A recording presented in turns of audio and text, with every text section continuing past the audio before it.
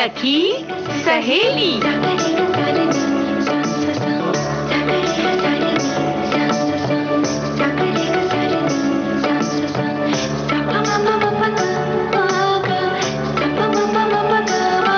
सखी सहेली।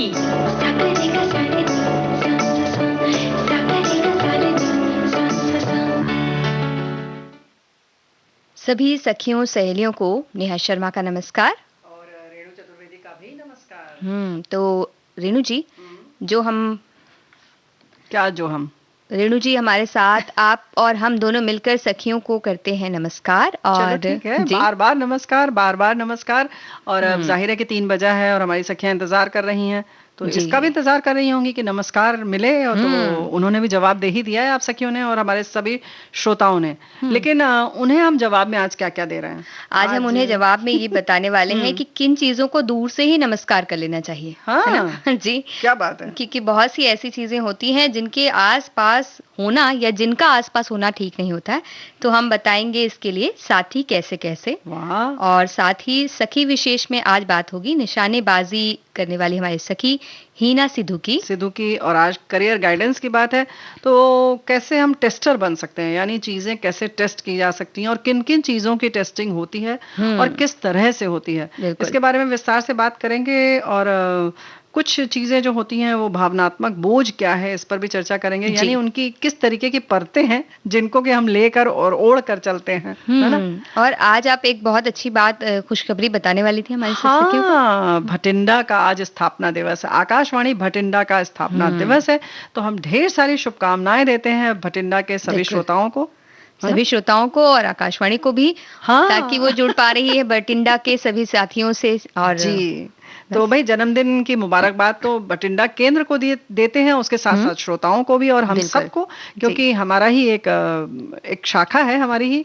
तो बहुत अच्छा लगता है कि इस तरह से कोई एक केंद्र जब अपना जन्म स्थापना दिवस मनाता है। तो बने रहिएगा हमारे साथ और भटिंडा का भी कार्यक्रम सुनते रहिएगा। तो क्या मतलब बल्ले बल्ले करने का इरादा है क्या? बल्ले बल्ले करना चाहिए पहले, यानी कि हम आज पूरा भाई लुधियाना की हीना सिद्धू की बात करेंगे, वहीं हम भटिंडा की भी बात करेंगे। तो कुछ गाना इस तरह का ही होना चाहिए ऐसा। बिल्कुल।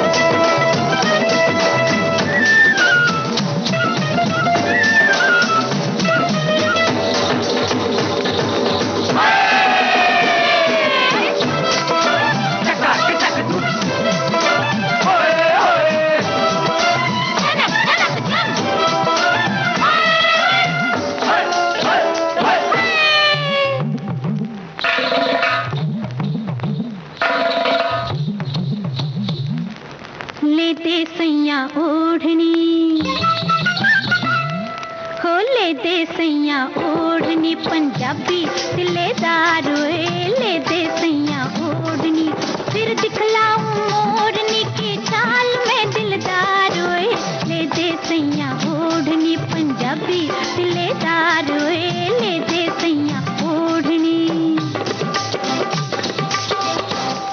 चलो लचक लचक के जरा मटक मटक के लट झटक झटक के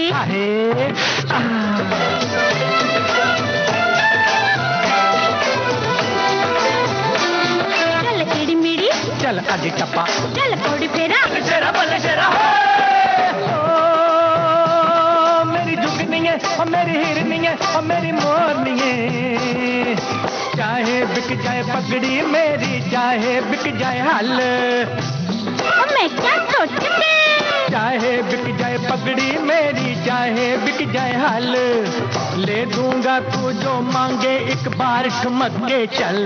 जरा लचक लचक के, जरा मटक मटक के, लट झटक झटक के। मुकर न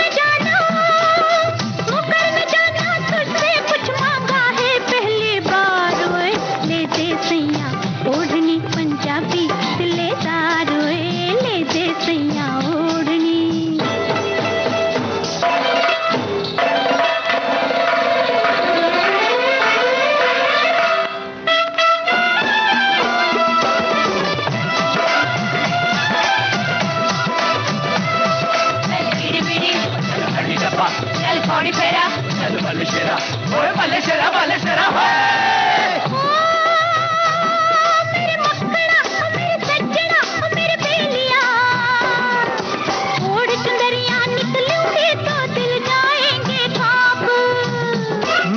सदके ओढ़ चुंदरिया निकलूंगी तो दिल जाएंगे कांप, जाने किस किस के सीने पे लौट जाएंगे सांप। चलो लचक लचक के, जरा मटक मटक के, लट झटक झटक के। एक चुनरी क्या चले दूं तुझको सारा बाजार ओए। ले दे सैया ओढ़नी पंजाबी दिलेदार ओए, ले दे सैया ओढ़नी।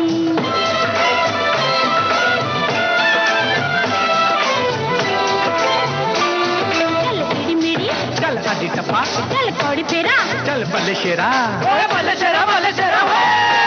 ओ मेरी जुगनी है और मेरी हिरनी है और मेरी मोरनी है, ये ले अपनी चुनरी और दे मेहंदी वाले हाथ।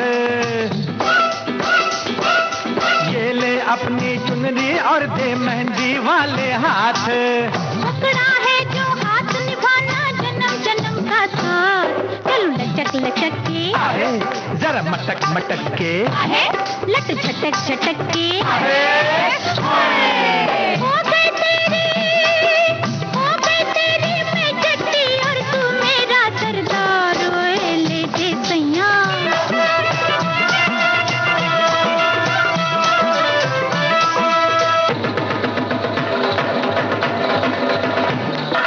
चका के चक धूम, चका के चक धूम, चका के चक धूम, चका के चक धूम।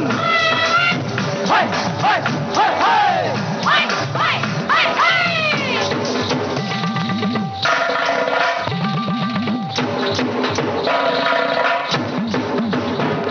चल इडी मिडी इडी मिडी इडी मिडी, हडी टप्पा हडी टप्पा हडी टप्पा। चल कौड़ी फेरा कौड़ी फेरा कौड़ी फेरा। चल बल्ले शेरा बल्ले शेरा बल्ले शेरा। चल इडी मिडी, चल हडी टप्पा, चल कौड़ी फेरा, चल बल्ले शेरा, ओए बल्ले शेरा बल्ले शेरा।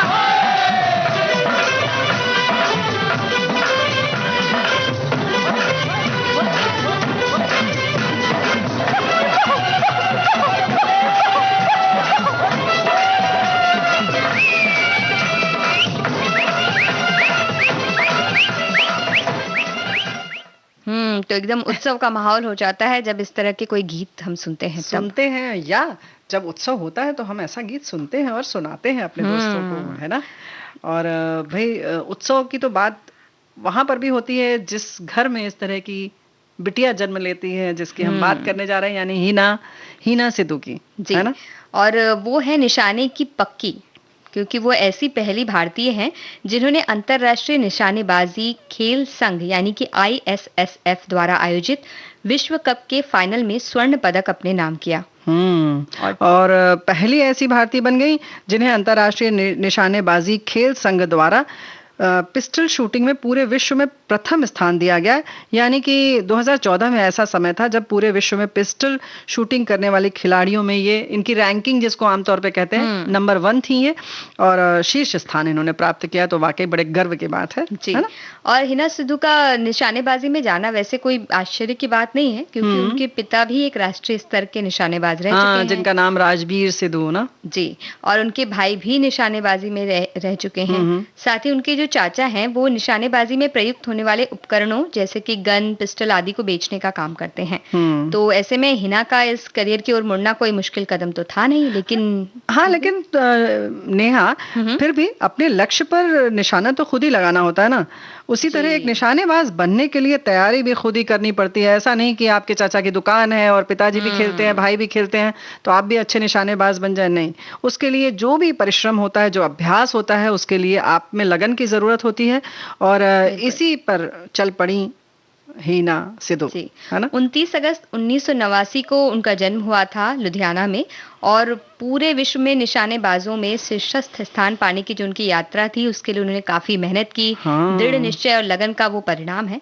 2006 में उन्होंने शूटिंग के लिए जब वो गई थी 2006 में उसकी शुरुआत की थी 2006 में उन्होंने, और जूनियर और सीनियर कंपटीशन में भाग लिया करती थी। 2009 में ही उन्होंने निशानेबाजी के विश्व कप में रजत पदक प्राप्त किया। और उसी साल केरल में राष्ट्रीय प्रतियोगिता जो महिलाओं के बीच में थी में पहला स्थान प्राप्त किया। और हिना ने अपने खेल से अपना वर्ल्ड रिकॉर्ड में भी अपना नाम दर्ज करवा दिया। और 2010 के एशियन गेम्स में वो अपने टीम के साथ जब खेल रही थी तो उन्होंने रजत पदक हासिल किया पूरी टीम ने, और 2010 के कॉमनवेल्थ गेम में भी उन्होंने अपने साथी के साथ स्वर्ण पदक अपने नाम किया।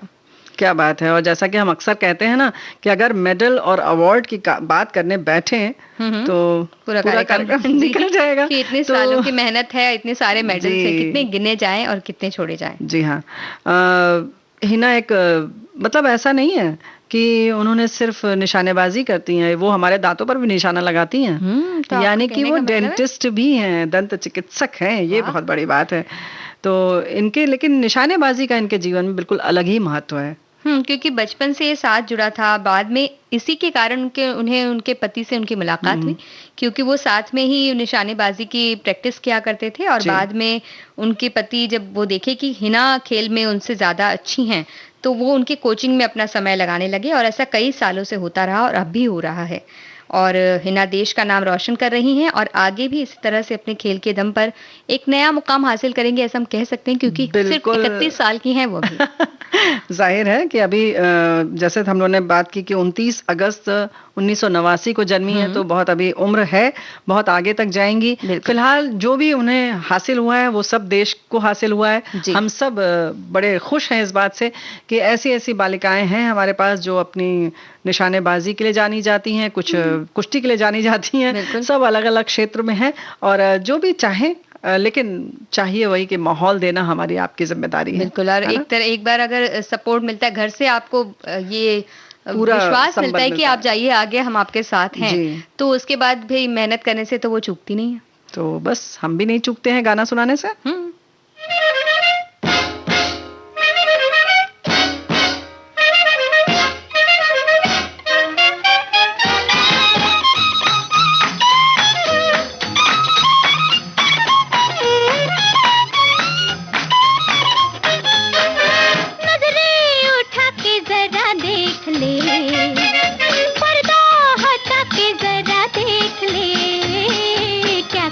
किया है हमने तेरे लिए।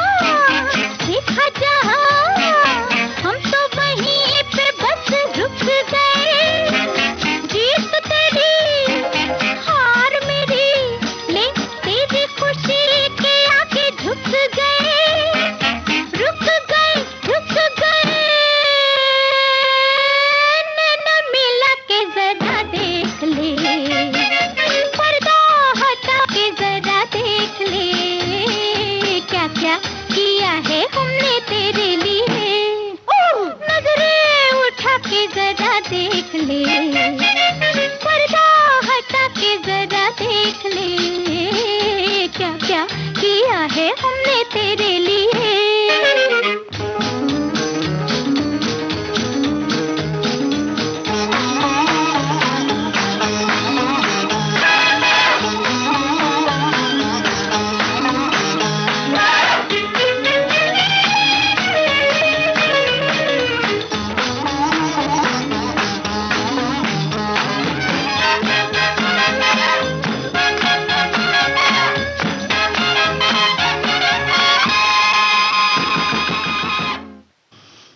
तो नजरें उठा के ये देखिए कि दुख के साथी कौन है।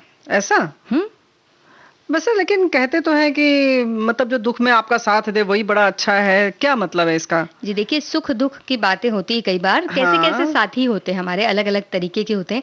कुछ होते हैं जो हमेशा हमारे साथ रहते हैं ना, वो सुख हो दुख हो हर वक्त हमारे साथ रहते हैं। हमें सांत्वना चाहिए तो सांत्वना देते हैं, ऐसा चाहिए खुशियों के साथ खुशी मनाते हैं, कई बार दुख के साथ दुखी होते हैं। लेकिन बहुत से ऐसे होते हैं हमारे साथी जो कि दुख के साथी होते हैं। यानी कि ये हम कह सकते हैं नेहा, हमें लगता है जिसकी तुम तरफ इशारा कर रही हो, अब हमें थोड़ा थोड़ा हम पहुंच रहे हैं वहां तक। यानी कि कुछ ऐसे हैं साथी जिनको कि हम खुद कहते हैं आओ आओ हम तुमसे बातें करते हैं और थोड़ा सा हम दुखी हो लेते हैं। जी ऐसा जी, और अगर हम थोड़े से दुखी हैं तो ये हमारे साथी अपने आप आ जाते हैं हमारा दुख बढ़ाने के लिए। बांटते नहीं है, बढ़ाते हैं। हाँ, और हमें लगता है कि हमारा बड़ा ज्ञान बढ़ रहा है, हमें बड़ी जानकारी मिल रही है।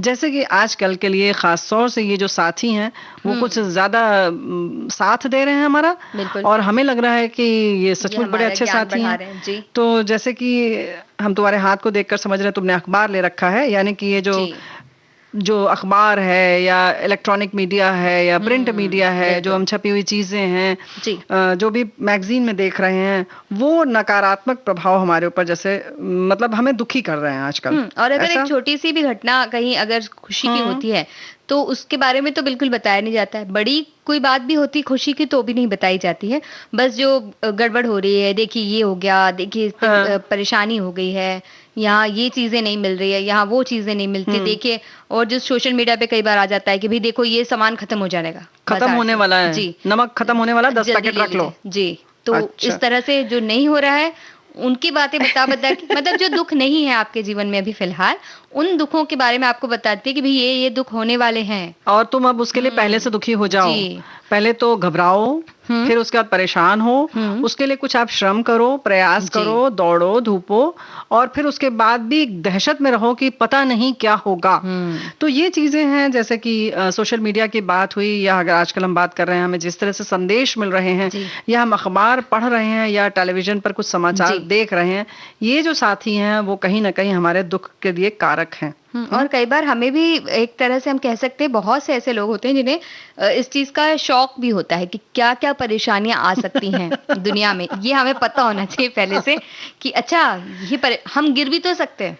वो तो वाली नहीं, एक मिनट, ऐसा है कि अरे कैसे नहीं, मतलब हम 4 लोगों के बीच में बैठेंगे तो हम नहीं बताएंगे कि अरे कोविड किस राज्य में कितना ज्यादा है। अगर हमने नहीं बताया तो हमारा नंबर कम नहीं हो जाएगा, ज्ञान कम हो जाएगा ना, नंबर भी तो कम मिलेगा। क्योंकि वहां पे बैठते हैं हम जब किसी भी महफिल में या 2 लोग बात कर रहे होते हैं तो हमें कहीं ना कहीं ये लगता है कि हम पहले जानकारी ये दें। बिल्कुल। तो लेकिन हमें ऐसा लगता है कि इस समय आप न दे जानकारी, आप न रखें तो ज्यादा बेहतर है। ऐसा बिल्कुल, बहुत सी ऐसी बातें जिनकी जानकारी मत रखिए, ये जानकारी रखिए कि आप सुरक्षित कैसे रह सकते हैं। अगर ये जानकारी आप सबको दे रहे हैं तो इतना काफी है, उससे ज्यादा क्या आंकड़े हैं, कौन बीमार हो गया, क्या हो गई। और कई लोग ऐसे होते हैं जो सुबह सुबह मतलब सुबह होते साथ फोन करते हैं और बताते हैं कि भी देखो फला फला के घर में ये आदमी चल बसे, या देखिए ये जब हुआ ना तो वहां पर ऐसा हुआ, या वो आपसे आपका हाल पूछते हैं, क्या हुआ भाई, बुखार हुआ, अरे कल उसको बुखार हुआ था तो वो तो सीधा हॉस्पिटल पहुंच गया। तो मतलब आप किसी को धीरज तो देते नहीं है, आप सुबह सुबह से किसी को फोन करके ये बता देते हैं कि भाई परेशानियां ये चीजें हो सकती है तुम्हारे साथ। नहीं, ये वो नहीं कहते हैं, बिल्कुल भी नहीं कहते कि आपके साथ हो सकती है, ये तो हम फिर मान लेते हैं। तो ये तो अलग चीज है। लेकिन जो दुख के साथियों की हम बात कर रहे हैं, वो प्रिंट मीडिया, इलेक्ट्रॉनिक मीडिया हो या सोशल जो नेटवर्किंग की बात चल रही है उसकी बात हो, तो उसमें बहुत तरीके की चीजें आ रही हैं नेहा, और हमें देखना होगा कि हम किस साथी की उंगली पकड़ें, किस साथी का दामन थामें। आप पूरे दिन में कम से कम सुबह तो खास तौर से एक सकारात्मक कोई ऐसी चीज पढ़िए और उसको पूरे दिन अपने साथ रखिए, वो आपका सच्चा साथी हो। तो दुख के साथी न बनाए तो बेहतर है। और कहीं ना कहीं ये तो हम इस समय दुख के साथी ऐसे बना रहे हैं, बातें कर रहे हैं, अरे चलो हमारे शहर में तो ऐसा, तुम्हारे शहर का क्या हाल चाल है, ऐसा भी बड़ा मजे ले लेके हम बात करते हैं। अच्छा कुछ नहीं तो अभी कह दिया कि अरे वो डबल वो हो गया है, अभी तो पता है कि तुम्हारी इम्यूनिटी पावर को भी तोड़ देगा वायरस, इतना स्ट्रांग होता जा रहा है, जैसे लग रहा है पता नहीं कैसे स्ट्रांग होता जा रहा है, क्या खिला पिला रहे हैं हम लोग मालूम नहीं। अच्छा कुछ लोग ऐसे कहते हैं अब हवा में आ गया है। तो नेहा, हमें एक बात ये नहीं समझ में आती, क्या पहले पानी में था क्या? तो पता नहीं, वो उन्हें ही पता हो क्योंकि उन्होंने इतनी जानकारी रखी है, ऐसा लगता है। लेकिन कहीं ना कहीं हम भी उससे प्रभावित तो होते हैं। बिल्कुल। लेकिन आप भी समझें कि अलग तरह की बातों में एक अफवाहें ऐसे उड़ जा रही हैं, अफवाहें उड़ रही हैं, हम पूरा विश्वास कर ले। कोई भी व्यक्ति अगर सफेद कोट पहनकर बैठ जाता है और एक वीडियो जारी कर देता है, उसके नीचे लिख देता है भाई ये आदमी जापान से आया है, चीन से आया है, बाहर से आया, अमेरिका से आया है और इसने इतनी सारी जानकारी, या ये इस जगह का एक बहुत बड़ा प्रसिद्ध डॉक्टर है। भाई हमें तो नहीं पता, हम तो उस जगह में नहीं रहते, और हमने मान ली। उन्होंने कहा कि भाई देखिए ऐसे कीजिए, सांस रोक लीजिए 10 मिनट, तो हम सोचते हैं कि हाँ हो सकता है 10 मिनट सांस रोकेंगे तो तेज सांस आ जाएगी तो सब ठीक हो जाएगा। और एक बात और है कि कहीं ना कहीं जो तुमने पहले कहा कि हमें बताते हैं कि ये चल रहा है गड़बड़, कहीं ना कहीं हमें भी जैसे तुमने कहा ना, कोई अच्छी जो खबर होती है या कोई खुशी की बात होती है, वो बहुत हल्के में लोग बोलकर निकल जाते हैं।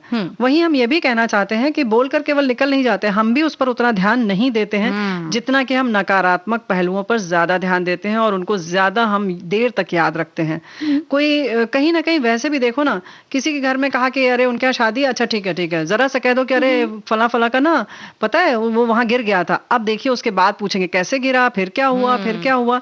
तो कहीं ना कहीं इस तरीके की जो बातें होती हैं उसमें हम चटकारे ज्यादा लेते हैं, फिर उसमें हम याद करते हैं कि हाँ हम भी उस दिन वहां पे गिरे थे, हमारे जो पहचान वाले हैं ना, वो तो ऐसे जाके ऐसे गिर गए, तो किसी को यकीन नहीं हुआ कि ऐसे गिर गए, किस्सा शुरू हो गया। बस वो गिरने के सारे किस्से, हर एक के पास हर एक चीजों के किस्से होते हैं, तो वो सारे किस्से वो बताते जाते हैं, ये होता है, ऐसा होता है। तो इसकी बजाय हम लोग, हमें एक पहला तो एक काम ये करना चाहिए कि जो भी इस तरह के फॉरवर्डेड मैसेज आते हैं जो हम बिना सोचे समझे आगे बढ़ाइए, लेकिन आगे मत बढ़ाइए, पीछे जाइए और पीछे जाकर देखिए कि क्या वाकई वो व्यक्ति डॉक्टर है, क्या वाकई वो जो बात कर रहा है वो सही है। तो इसके लिए आप पीछे जाइए, पूछिए कि भाई आपको किसने भेजा, फिर उन्हें जिसने भेजा होगा, तो इस तरह से पीछे जाते जाते उस व्यक्ति तक आप पहुंच जाएंगे जो शायद कोई डॉक्टर नहीं होगा या डॉक्टर भी या कुछ भी, किसी भी तरीके की हम बड़े आसानी से कह सकते हैं, कह देते हैं कि दिन में 2 कप चाय पीना चाहिए, एक शोध में पता चला है। तो वो शोध कहाँ हुआ, कैसा हुआ, कितना वो उसकी तथ्य परख है नहीं है, हम बस मान लेते हैं। तो हम लोगों का कहने का यही मतलब है नेहा ना, सखियों से, कि अपने दोस्तों से, श्रोताओं से, कि थोड़ा सा इस समय खास तौर से अपने ये जो हम जिनकी गणना कर रहे हैं, जिनको गिन रहे हैं, जिनकी सूची हमने तैयार की है, ऐसे साथियों से थोड़ा सा दूर रहें और उतनी ही चीजें लें जितनी की बहुत जरूरी है। ऐसा नहीं कि आप पूरे दिन एक एक पल की, बिल्कुल जैसे लगता है कि चुनावी नतीजे आने वाले हैं, कि एक एक पल में कितना कौन आगे कौन पीछे, छोड़ दें इस समय आप इस तरीके के समाचारों से। बिल्कुल, और खुद भी ऐसा साथी ना बने। देखिए कई बार ऐसा होता है कि सामने वाले ने जब वो बात कही तो अचानक हमारे मन में वो वाली बात आ जाती है जो हमने किसी और से सुनी है, जाती है, मतलब बिल्कुल हर समय घूमती रहती है और लगता है कि जैसे ही कोई मिले तो हम भी फटाक से दूसरे की परेशानी थोड़ा सा तो बढ़ा ही दें। तो ऐसा ना करें, लेकिन फिलहाल हम आपकी परेशानी थोड़ा सा कम किए देते हैं ये गीत सुनाकर।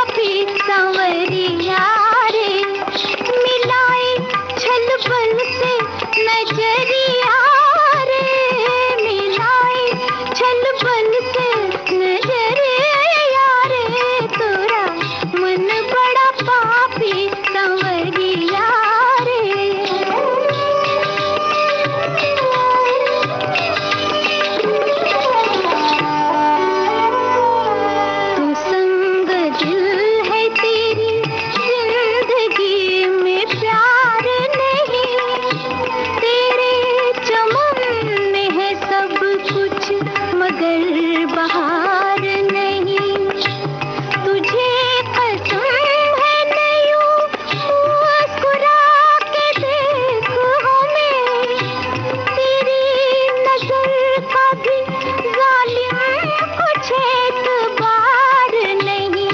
हाँ मिलाए चल बल से नजरिया रे, मिलाए चल बल से नजरिया रे, तोरा मन बड़ा पापी कंवरिया रे।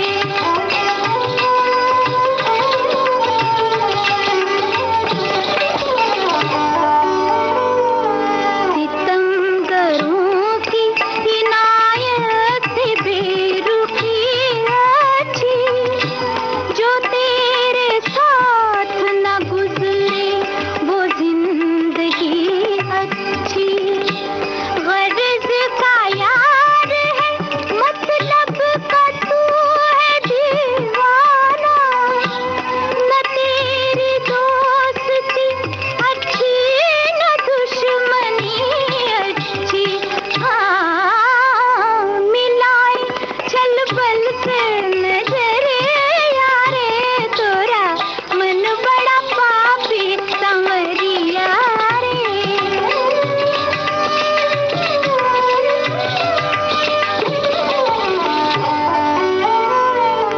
जहाँ में हो जिसे जीना वो तुझसे दूर रहे, जो मरना चाहे वो आकर तेरे हुजूर रहे। ये क्या गजब है कि हम आह करके हो बदनाम, तू लाख जुल्म करे फिर भी बेकसूर रहे। हाँ मिलाए चल बल से, मिलाए चल बल से नजरिया रे, तोरा मन बड़ा पापी सांवरिया रे, तोरा मन बड़ा पापी, तोरा मन बड़ा पापी, तोरा मन बड़ा पापी सांवरिया रे।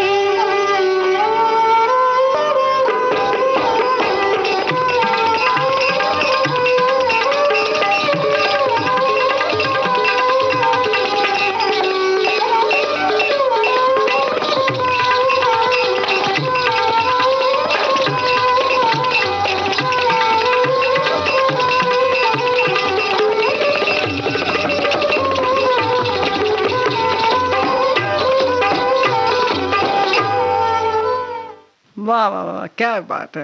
आनंद आ गया इस गीत के संग तो। बिल्कुल। और हमारे सभी जो साथी हैं जो सुन रहे हैं इसको, उन्होंने सोच लिया कि उन्हें कौन कौन से साथियों से दूर रहना है। ऐसा हमें लगता है। और हमारी एक साथी लिख रही हैं कि हम बीमार थे और बिल्कुल उठ नहीं पा रहे थे, लेकिन जैसे ही ये समय हुआ तो बस हम उठ के बैठ गए कि भाई सखी सहेली सुनना है। तो बस कह रही हैं कि सुबह से स्वास्थ्य ठीक नहीं था, बड़ी मुश्किल से बच्चों के लिए खाना बनाया, लेकिन सखी सहेली की शानदार शुरुआत होते ही उठ के बैठ गई।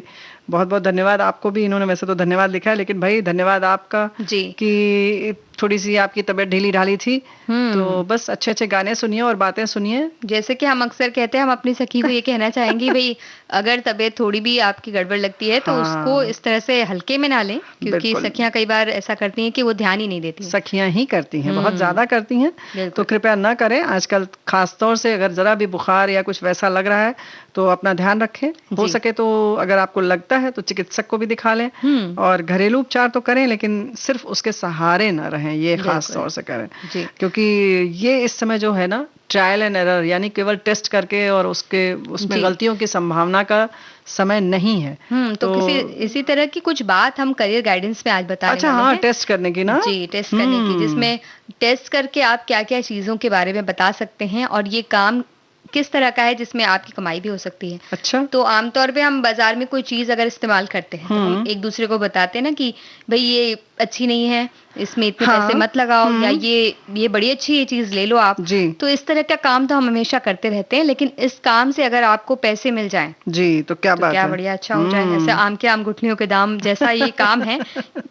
ये बात तो है, लेकिन हाँ, पहली बात तो ये समझ ले कि जो भी वस्तु सामान में बाजार में आती है, जो भी सामान आता है बाजार में, वो पहले टेस्ट किया जा चुका होता है। अगर हम बात करें तो बिजली के उपकरणों की, यानी कि वॉशिंग मशीन है या रेफ्रिजरेटर है, उसमें जो भी चीजें लिखी जाती हैं उन सबको पहले एक टेस्ट किया जाता है। उसमें अक्सर आपने देखा होगा टेस्टेड लिखा भी रहता है, मुहर लगी होती है।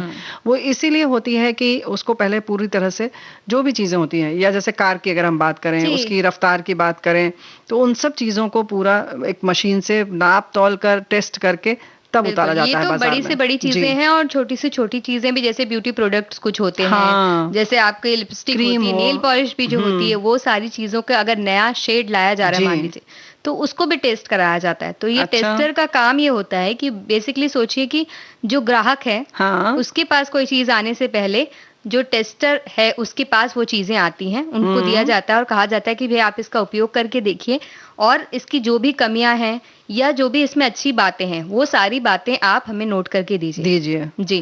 तो क्योंकि कमियों की तो बात इसलिए है कि ताकि उसमें सुधार किया जा सके, और अच्छाइयों की बात इसलिए है कि वो अपने प्रचार प्रसार के लिए उस खास चीज का या जो उसकी खूबी है उसका इस्तेमाल कर सकें, है ना। और आमतौर पर जो टेस्टर बनना चाहता है उसके लिए ये ज्यादा कहा जाता है उसे कि भाई आप जो कमियां हैं उस पर ज्यादा ध्यान दें, ताकि वो जो चीजें हैं वो ग्राहकों तक पहुंचने से पहले बहुत अच्छी हो जाए, क्योंकि इससे कंपनी की साख बढ़ती है। पता होता है कि भाई इस कंपनी के जो सामान होते हैं बड़े अच्छे होते हैं, तो उन्हें हम आंख मूंद के ले सकते हैं। ऐसी बहुत सी कंपनियों के बारे में हम कहते हैं, क्योंकि विश्वसनीयता बन जाती है। और जब कोई भी कंपनी का, जब वही कहते हैं ना, ब्रांड है, ये ब्रांड की कोई भी चीज है आप ले लीजिए, तो ब्रांडिंग का मतलब ही यही होता है कि एक अपनी अलग पहचान बनाना, छाप छोड़ना और अपनी विश्वसनीयता बनाए रखना। तो वो अपनी गुणवत्ता पर भी उसी तरह से पूरा काम करते हैं। बिल्कुल। तो कोई भी चीज हो, खाने की चीज हो, जैसे बाजार में आती है, उनके लिए भी ऐसा ही होता है, उसको भी टेस्ट करते हैं।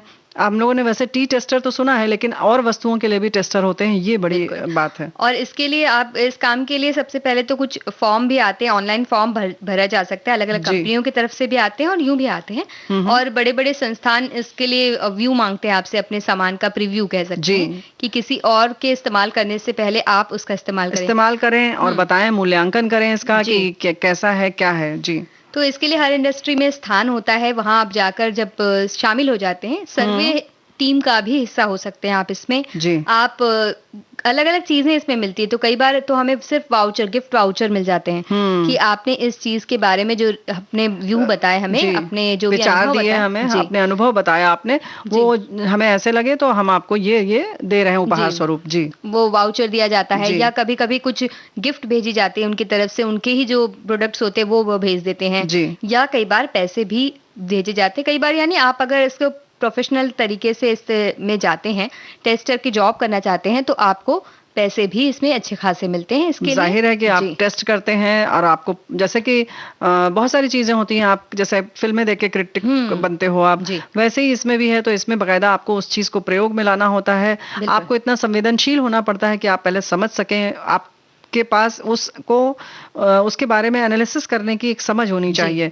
तो ये भी एक कला है, हुनर है, जाहिर है कि इसके लिए पैसा दिया जाता है। और जैसे छोटी छोटी चीजें हैं, जैसे घरेलू चीजें जो हम इस्तेमाल करते हैं हमेशा, या सौंदर्य के जो प्रसाधन होते हैं जो हम अक्सर इस्तेमाल करते हैं, बच्चों की कुछ चीजें होती हैं जो माएँ अक्सर समझती हैं कि भाई ये चीजें जो है बच्चों के लिए अच्छी नहीं लग रही है, या ये चीजें अच्छी हैं। तो वो छोटी छोटी जो चीजें, इसके लिए बहुत ज्यादा हमें अनुभवों की जरूरत नहीं, क्योंकि हम आम दिनों में उसके इस्तेमाल करते ही रहते हैं। लेकिन जैसे सॉफ्टवेयर वगैरह होते हैं, सॉफ्टवेयर होते हैं, वेबसाइट होती है, इन्हें भी टेस्ट करने के लिए टेस्टर लिए जाते हैं। तो उस वक्त में आपको थोड़ी अच्छी जानकारी इसकी होनी चाहिए, उस क्षेत्र से जुड़ी जानकारी चाहिए, पूरी जानकारी चाहिए।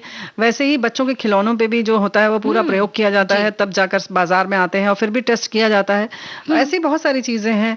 तो आप टेस्टर बन सकते हैं, अपने हिसाब से टेस्टर बन सकते हैं, आप अपने हिसाब से वो चुन सकते हैं किस क्षेत्र की चीजों का आप टेस्ट आपकी रुचि किस में है, किस में आप आपकी क्षमता किसमें है, क्योंकि किसी को रंग का संयोजन बहुत अच्छी तरह से आता है, रंगों को देखना और समझना बहुत अच्छी तरह से आता है, तो वो उसके आप बन सकते हैं। लेकिन किसी को जैसे कि देखने की क्षमता तेज होती है, किसी को चखने की अच्छी होती है।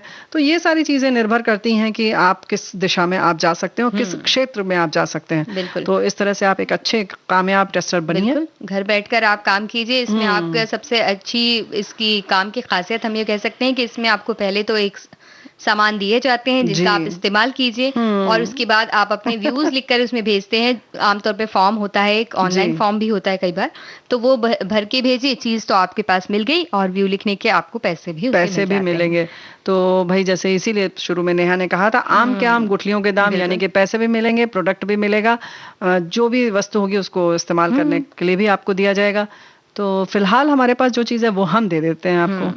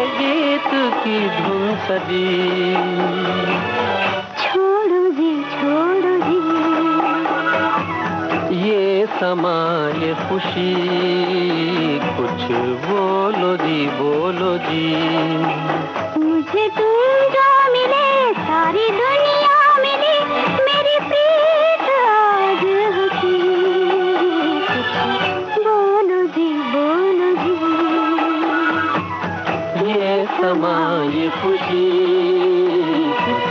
बोलो बोलो जी बोलो जी।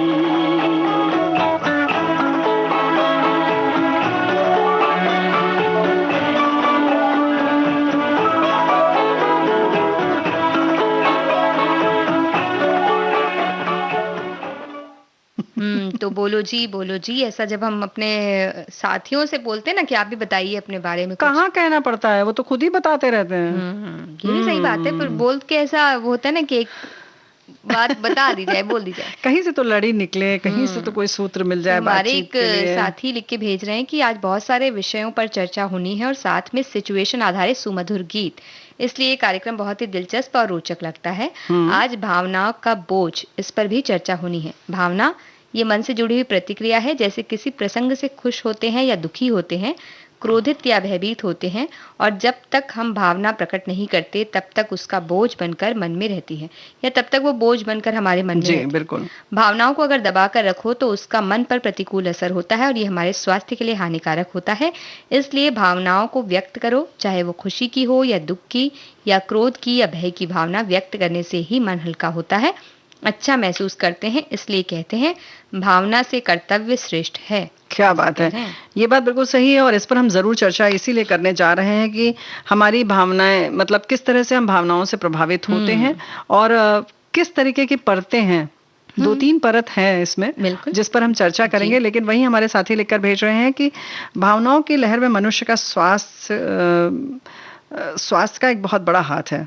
मुझे ऐसा लगता है जब हम सभी तन मन से स्वस्थ होते हैं तो भावनाओं का उद्वेग उसी तरह का होता है। आज के माहौल में डर भर चुका है, कितना भी सकारात्मक विचार करने का प्रयास कर रही हूँ, किसी न किसी जान पहचान वाले के संबंध में पता चल रहा है, न मिल सकते हैं न जा सकते हैं, अपनी समस्त भावनाएं संदेशों के द्वारा भेज पा रहे हैं बस।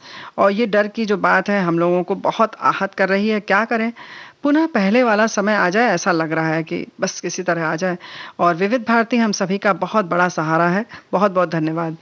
तो उनका भी हम धन्यवाद करते हैं बिल्कुल, कि किसी तरह से ये विविध भारती के जरिए किसी तरह से सकारात्मक बनी रह पा रही हैं। जी, और हमारी कोशिश तो है ही, इसीलिए आज हम चर्चा कर रहे हैं कि ये जो नकारात्मक बातें हैं वो या किस तरह से हम अपनी भावनात्मक बोझ को बढ़ाते हैं। तो एक सामान्य स्रोत की अगर हम बात करें कि कैसे ये भावनात्मक चीजें हमारे तक पहुंचती हैं, नकारात्मक बातें, तो इसमें 3 प्रकार है। जैसे कि जहां हम रहते हैं, मतलब पहले तो ये लोग, वैसे भी हम बातचीत तो देखो नेहा करते हैं तो अपने सगे संबंधियों से करते हैं, सहकर्मियों से या दोस्तों से, लेकिन जो हम बातें करते हैं उनमें भी कुछ मुद्दे खास होते हैं, जैसे समस्याएं होती हैं, कुछ मुद्दे होते हैं, फिर और ऐसे दूसरे लोगों के व्यवहारों के बारे में हम बात करते हैं। हाँ ना? ये सारी चीजें, बातें तो हम करते हैं, लेकिन सबसे ज्यादा हम किस बात पर ध्यान देते हैं वो तो ये है कि ऐसी जानकारी सुनने का मतलब हम कह सकते हैं कि हानिकारक भावनाओं का हम सेवन करते हैं, हानिकारक भावनाओं को अपने अंदर हम लेते जाते हैं। तो हम जो भी सुनते हैं वो न, देखो क्या होता है ना कि हम पहली बात तो हम किसी के व्यक्ति के बारे में बात करते हैं, जैसे हमने बात की ना कि किसी के व्यवहार के बारे में या उसके संस्कार के बारे में, ये जैसे कहते हैं ना अक्सर वो कैसा है, वो अरे वो तो बहुत बोलती है, या वो बहुत बोलता है, अरे या वो तो बिल्कुल बोलता ही नहीं है, मतलब दोनों में दिक्कत होती है हम लोगों को ना। तो या तो हम किसी के बारे में बात करते हैं और 2 लोग मिलकर बात कर रहे होते हैं, तो इस तरह से अगर हम देखें तो 3 लोग हो गए, है ना। तो ये एक 3 मतलब जो कह रहा है, जो सुन रहा है और जिसके बारे में बात कर रहे हैं। तो इस तरह से ये प्रक्रिया में 3 लोग जुड़ गए। अब जो व्यक्ति किसी के बारे में राय देता है तो जरूरी नहीं कि वो सच हो। जैसे कि अगर हम किसी के बारे में राय है, हाँ ये हमारी अपनी राय है, तो जरूरी तो नहीं है कि वो सही हो, है ना। लेकिन ऐसे लोग केवल हमारी अपनी जो आदत होती है, जो हमारा दृष्टिकोण होता है, हम सिर्फ वो ही साझा कर रहे होते हैं। अगर हम नेहा के बारे में बात कर रहे हैं तो जरूरी नहीं कि नेहा जैसी हम वैसा ही बताएं, जैसे हमारा मन होगा हम सिर्फ वैसा ही तुम्हें परिभाषित करेंगे, है ना। हम अपने नजरिए के अनुसार ही हम आंकलन कर सकते हैं किसी का, हमें कैसा लगता है वो व्यक्ति। बिल्कुल। और हम ये नहीं देखते कि रिश्तों में या मतलब ये जो भी व्यवहार नेहा ने किया है वो किस जगह किया है, क्यों किया है, तो ये सारी चीजें हम बड़ी आसानी से, आलोचना कहो या तारीफ कहो, जो भी हो, हम बड़ी आसानी से कर जाते हैं और एक राय कायम कर लेते हैं, है ना? और इसमें साथ में कहीं ना कहीं कभी कभार या कह सकते हैं हमेशा ही हमारी ईर्ष्या भी जुड़ी होती है, या हम किसी के प्रति जो चिंता करते हैं वो भी उसके साथ में जुड़ा रहता है। तो ये एक तरह के संस्कार हैं, चिंता के संस्कार, ईर्ष्या के संस्कार जो हमारे साथ जुड़े होते हैं, जो हमारी बातों में भी झलकते हैं। इसके साथ साथ आलोचना का भी तो संस्कार है हमारे पास। आलोचना का भी संस्कार है, वो तो बहुत ज्यादा अच्छी मात्रा में है। तो हम हर चीजों के, और सबसे ज्यादा रोचक भी वही होता है, बहुत लोकप्रिय है वो। सबसे ज्यादा आलोचना का संस्कार जो है वो हमारा हमें भी प्रिय होता है और सुनने वाले को भी बड़ा मजा आता है। तो ये सारी चीजें जो हो गई, हम इस तरीके से बातें करते हैं। फिर जो क्या होता है कि हमें जो गलत भावनाओं का जो भी परत है वो एक हमारी अपनी आदत हो गई। बिल्कुल। फिर तुम्हारी सुनने की, अब जब हमने तुमसे बात की तो तुमने अपना संस्कार उसमें थोड़ा सा डाल दिया, थोड़ा अपना पुट डाला, थोड़ा अपने चटकारे लिए, तो अब ये दूसरी परत हो गई। और तीसरी परत जिसके बारे में हम बात कर रहे हैं। तो इस तरह से 3 परतों का बोझ हम लेकर घूमते हैं। और ये कह सकते हैं, ये जो संस्कार की बात है, ये कहीं ना कहीं नेहा ये नहीं लगता कि ये हमारी कमजोरी है? बिल्कुल। तो ये जो संस्कार हैं ये हमारे अंदर डाले नहीं जाते, ये हम खुद ही ग्रहण करते हैं अपने आप ही। ये कोई हमें बताता नहीं है कि आपको इस तरह से आचरण करना चाहिए या बातें इस तरह से। आमतौर पर हम जब किसी और को बोलते हैं तो हम कहते हैं, पूरी बुराइयां कर लेने के बाद, आलोचना करने के बाद हम कहते हैं छोड़ो हमें क्या करना है ना? ये हमारा ये होता है कि छोड़ो हमें क्या, हमें तो आदत ही नहीं है ऐसे सब बातें करने की। वो तो हम तुमसे कर ले रहे क्योंकि तुम सामने थे और बातें हो रही थी, तो चलो कोई बात नहीं, दूसरों को तो हम कुछ कहते ही नहीं। फिर तो हम बिल्कुल अपने आप को बिल्कुल सामान्य सा, बड़ा सरल सा, सीधा सा, ये भी एक संस्कार है अपने आप को सही साबित करना।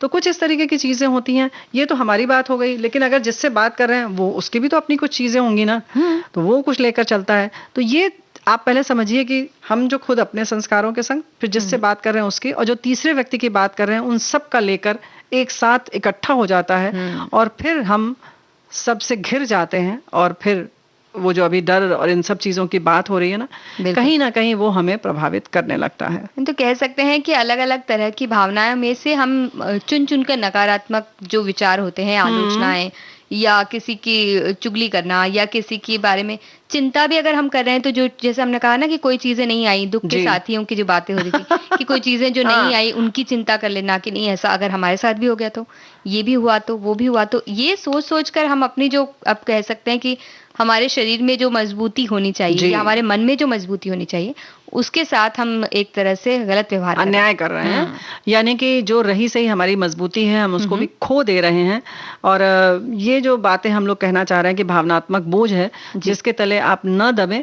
अभी आपने जैसे हमारी एक सखी ने लिखकर भेजा कि कहीं ना कहीं से ऐसा समाचार आ जा रहा है, तो आप उस समाचार को समाचार की तरह ही लें, उसमें बहुत अपने आप को फंसाएं नहीं। ठीक है, हम ये नहीं कहते कि आप दुखी ना हो, कहीं ना कहीं से उसके लिए दर्द ना महसूस करें, लेकिन आप देखें कहीं ना कहीं आप कुछ ज्यादा तो नहीं जकड़ रही हैं उसमें, कहीं ज्यादा तो नहीं उसकी गिरफ्त में आप आ रहे हैं। पूरे समय अगर आप वही विचार लेते रहेंगे, वही सोचते रहेंगे, तो देखिए बहुत, हम सभी का परिवार बहुत बड़ा है और संयुक्त परिवार में अगर हम नहीं भी रहते तो भी हम मन से सबके साथ जुड़े हुए हैं। जोड़ना ही चाहिए। आप ये मानकर चलिए कि क्यों, अगर आपके रिश्तेदार को कुछ हुआ तो गड़बड़ है, या हमारी सहेली के किसी रिश्तेदार को हुआ तो नहीं गड़बड़ है, ऐसा नहीं। अगर हम सोचेंगे तो वसुधैव कुटुंबकम, तो हम सबके लिए दुखी हों, लेकिन अगर सबके लिए दुखी हैं तो किसी के लिए भी नहीं हो सकते हैं। ये भी तो है।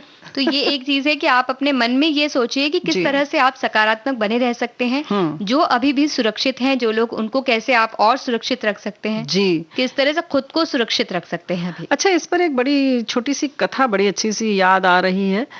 उससे पहले लेकिन एक गीत सुन लेते हैं। फिर दोस्तों ऐसे से गर्दन मत करो, नेहा सुनाएंगी, हम नहीं सुनाएंगे। एक छोटी सी कथा, यानी कि आपका मनोबल अगर बना रहे तो आपकी जो क्षमता है वो किस तरह से बढ़ जाती है, और अगर मनोबल आपका गिर गया तो किस तरह से हमारी क्षमताएं और कम हो जाती हैं। यानी भावनाओं का बोझ अगर हमारे मन में होता है तो जो कुछ हम हैं वो भी नहीं कर पाते। तो उस पर ये नेहा कहानी सुनाएंगी छोटी सी। अब तैयार कर लेना जब तक हम ये गीत सुनवाते हैं।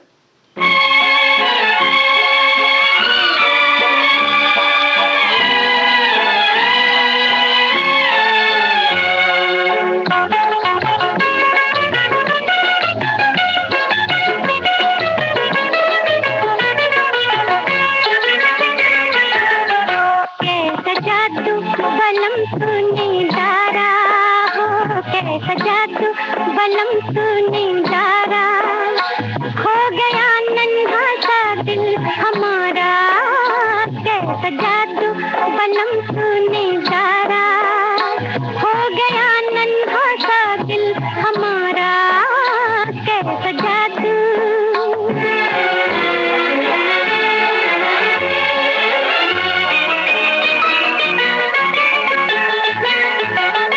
कोई तेरी तरह दिल नशीने, हो गई मैं पसीने पसीने। कोई तेरी तरह दिल नशीने, हो गई मैं पसीने पसीने।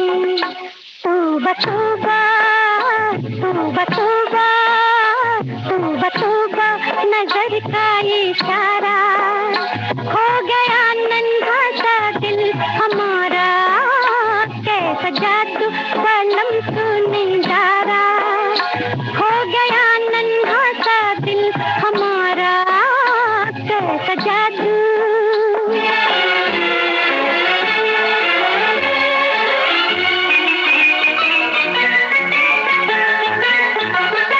डगमगाए कदम चलते चलते, तुमने छेड़ा तो हम क्या संभलते।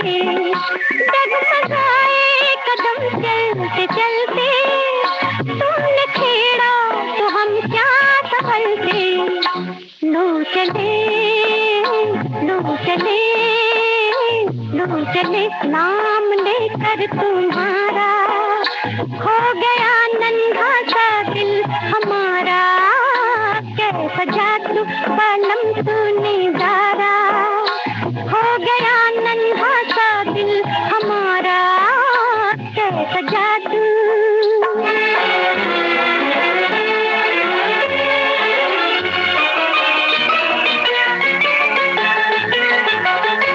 होश भी थोड़ा थोड़ा, नशा भी, दर्द भी थोड़ा थोड़ा, मजा भी। होश भी थोड़ा थोड़ा, नशा भी, दर्द भी थोड़ा थोड़ा, मजा भी। तीर सैया तीर सैया तीर सैया, अजब तूने मारा, हो गया नन्हा सा दिल हमारा, कैसा जादू बलम तूने जारा, हो गया नन्हा सा दिल हमारा, कैसा जादू। तो ये इसी तरह का कुछ जादू होना चाहिए जिससे हम अपना मनोबल किसी तरह से और बढ़ा सकें। अरे नहीं भाई, मनोबल बढ़ाने की, हाँ मनोबल बढ़ाने की जरूरत नहीं है। जो है पहले तो उसको समझें और उसको ये समझें कि हमारे पास क्या है, और उस पर पूरा विश्वास बना कर रखें। बिल्कुल। और जरा भी दिल कमजोर होता है, वैसे भी जैसे बहुत सारी लाइनें हैं, जैसे ना कि पंछी इसलिए नहीं बैठा होता है कि उसको अपने उस पर डाली पे भरोसा होता है, उसको अपने पंखों पे भरोसा होता है। जरा सा डाली टूटेगी मुड़ जाएंगे, तो ऐसे अपना पंख अपने साथ रखिए। बिल्कुल। तो और वो कहानी हम बताते हैं, कहानी देखिए वो चक रही है, कहानी। सुनाओ सुनाओ, अच्छा चलो सुनाओ सुनाओ। एक कहानी है कि हिरणों के दौड़ने की गति 90 किलोमीटर प्रति घंटा है। क्या ये विज्ञान से जुड़ी हुई है क्या? वैसे ही कुछ है, ऐसा अच्छा वाला। अच्छा चलो है। चलो चलो, आंकड़े बता रही हो, चलो। हाँ, तो हिरणों की दौड़ने की गति 90 किलोमीटर प्रति घंटा है, लेकिन बाघ की गति 60 किलोमीटर प्रति घंटा है। यानी कि बाघ की गति से लगभग डेढ़ी हो गई ना इसकी गति, 60 और कहाँ 90, सोचो जरा। फिर भी बाघ हिरण का शिकार कर लेता है, आराम से कर लेता है। और अक्सर जब हम देखते भी हैं तो समझ में आ जाता है कि अब तो बाघ ने एक झपट्टा दबोच लेगा अपने पंजे में। तो ऐसा इसलिए होता है क्योंकि हिरणों के मन में एक डर होता है कि हम बाघ से कमजोर हैं, और वो डर उनको बार बार पीछे मुड़ मुड़ कर देखने के लिए मजबूर करता है। और ऐसे में उनकी गति और मनोबल हो जाते हैं कम, और वो बाघ का शिकार बन जाते हैं। और यही सच कोरोना का भी है। हम कहते हैं क्योंकि कोरोना से कई गुना अधिक रोग प्रतिरोधक शक्ति हमारे पास है। हमारा मनोबल और गति केवल भय के कारण कम हो रहा है और हम बीमार हो जाते हैं। इसलिए आप घबराएं नहीं, अपना अपने परिवार का ख्याल रखें, सुरक्षित रहें। ये बात बिल्कुल सही है नेहा, वाकई बहुत अच्छी कहानी है। और ये छोटी सी जो कथा है दोस्तों, हम लोगों ने इसलिए सुनाई आपको कि आप इस तरह से अपना मनोबल बना कर रखिए। और हम कल एक छोटी सी पोटली के बारे में बता रहे थे कि छोटी छोटी सी पोटली जो है वो बनाई जा सकती है, जो हम थोड़ी थोड़ी देर पर सूंघते रहें। और उसमें बस 1 चम्मच अजवाइन, जो कि हमारे रसोई घर में ही मिल जाती है, उसमें 2 टिकिया कपूर की रात डाल दें, और 2 लौंग, ठीक है, लौंग डाल दें, और उसको आप पोटली बना लें और अपने साथ रखिए, बहुत छोटी सी बनेगी पुट्टिया जी। और इस पोटली को अपने साथ रख के थोड़ी थोड़ी देर पर सूंघते रहें, तो यानी कि जो भी आपके नाकों में संक्रमण होगा, जो बराबर बताया जा रहा है कि साइनस में पहुंच जा रहा है संक्रमण, वो सब दूर हो जाएगा और वैसे भी आपको आराम मिलेगा। तो ये छोटी छोटी जो चीजें हैं, गर्म पानी पीते रहें, ये तो हम बराबर बता रहे हैं। और सकारात्मक संदेश देना चाहिए एक दूसरे को। हाँ, और यही सब चीजें बातें करिए ना। और क्या, और बहुत सारी चीजें अब जैसे बताई जा रही हैं कि हमारे पास जैसे कि ये हमिंग जो होती है नाक की, उससे कुछ कुछ गैसें हैं बनती हैं, तो ये तो बहुत सामान्य सी चीज है। और जो प्राणायाम कर सकते हैं आसानी से, उससे आपके शरीर जो कह सकते हैं कि श्वसन तंत्र जो है अच्छी तरह से काम करता है, ऑक्सीजन अच्छी तरह से आपके अंदर जाती है और आपको बहुत अच्छा महसूस होता है। उसके बाद नाक वगैरह की जो भी नलिका जो भी है, वो अगर कहीं भी उसमें अवरोध है तो वो साफ हो जाता है। लेकिन जो हम ये नाक वाली बात कह रहे थे कि हमिंग वाली बात, वो ओम में जो म हम बाद में बोलते हैं ना, म, उससे जो है, उससे भी कह रहे हैं कि बहुत हद तक लाभ मिलता है। भंवरे की तरह आवाज करना। हाँ, भंवरे की तरह। उसके लिए भ्रमरी प्राणायाम भी कर सकते हैं, लेकिन ओम बहुत आसान है। इसको भी आप दिन में 2-2 बार, 5-5 बार, 2 बार कर सकते हैं, एक बार में 5 बार करें। तो ये सारी चीजें हैं। ओम जब हम बोलते हैं तो गहरी सांस लेते हैं, फिर निकालते भी हैं उतनी ही तेजी, मतलब लंबी उसमें। तो ये छोटी छोटी चीजें हैं, इनका ख्याल रखिए और स्वस्थ रहिए, प्रसन्न रहिए, हमारे साथ बने रहिए। बिल्कुल। और हमारे जो श्रोता जो आपस में बातें करते हैं ना, जब हम कमेंट्स पढ़ते हैं तो इतना अच्छा लगता है, ऐसा लगता है कि वो अब आज भी बातें करते हैं, या जब भी करते हैं तो आपस में एक दूसरे के बारे में पूछते हैं कि भाई वो कहाँ गए, वो नहीं आए, और आते हैं तो एक दूसरे का स्वागत करते हैं, एक दूसरे के बारे में पूछते हैं कि अब आपके घर में क्या हो रहा है। वो अपने बारे में बताते भी हैं। अगर किसी की, मान लीजिए अगर किसी की तबीयत खराब है, वो बताता है तो सारे श्रोता उसको कह सकते हैं कि खुश करने में लग जाते हैं, आप परेशान मत होइए। इस तरह के जो साथी होते हैं ना, वो आसपास रहें तो बड़ा अच्छा लगता है। कई बार हमें भी जब हमारे श्रोता कुछ कमेंट्स करते हैं ना, अच्छे वाले, तो अच्छे वाले मतलब उनके सारे कमेंट्स ही अच्छे होते हैं, कुछ कुछ ऐसे कमेंट्स होते हैं ना जिससे ऐसे मुस्कान आ जाती है चेहरे पर। जैसे वो उन्होंने कहा कि भाई, अभी एक श्रोता है हमारी, वो कहती है कि भाई वो अपनी सहेली के यहाँ गई थी, आ गई क्योंकि उनको सखी सहेली छोड़ते नहीं, उनको बातें करनी होती है, सुननी होती है। तो सोचिए, एक सखी को छोड़ के दूसरी सखियों के पास वो आ गई हैं, उनको बातें सुननी होती हैं। वैसे ही हमारी एक सखी कह रही कि भाई वो जब विविध भारती वो सुनती हैं तो उनको बड़ा अच्छा लगता है, और ऐसे समय में भी उनको सकारात्मकता एक मिलती है इसमें, और खासतौर से इस समय उन्हें बहुत सकारात्मक प्रभाव पड़ रहा है विविध भारती सुनकर, और तो उनकी बातों का सकारात्मक प्रभाव हम पर पड़ रहा है। हाँ, पड़ ही रहा है, क्योंकि देखो हम लोगों ने जैसे बात की ना कि आप सुबह सुबह अखबार न पढ़ें, तो हमारे साथी ने बहुत अच्छा लिख कर भेज दिया कि अखबार न पढ़ें बिल्कुल थोड़ी थोड़ी देर तक, क्योंकि बहुत उसके बाद दिमाग ऐसा हो जाता है जैसे बुझा बुझा सा रहता है। तो ये बहुत अच्छा इन्होंने लिखा कि अच्छा सोचो, अच्छा खाओ, अच्छा पहनो, अच्छा सबसे व्यवहार करो। तो ऐसे ऐसे टिप्स भी आप देते हैं, वाकई बहुत अच्छा लगता है। बहुत बहुत धन्यवाद आपको। बहुत बहुत धन्यवाद देते हैं। और अभी घड़ी ने टिप्स दिया है कि भाई चाहे दुनिया में कुछ भी हो जाए, समय का महत्व समझना बहुत जरूरी है, ऐसे हमारी घड़ी कह रही है। तो ये इशारा है कि अब हमें कार्यक्रम से विदा लेना होगा। सभी सखियों, सहेलियों, श्रोताओं को नेहा शर्मा और रेणु चतुर्वेदी का नमस्कार।